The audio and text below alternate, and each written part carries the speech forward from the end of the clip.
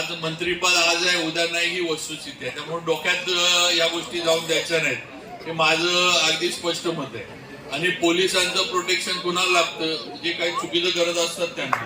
आपण कुठं चुकीचं काही केलेलं नाही, कुणाचं काय काढून घेतलेलं नाही, कुणाचं काय लाटलेलं नाही किंवा कुठं काय आपण चोऱ्या माऱ्या किंवा काही असं काही केलेलं नाही.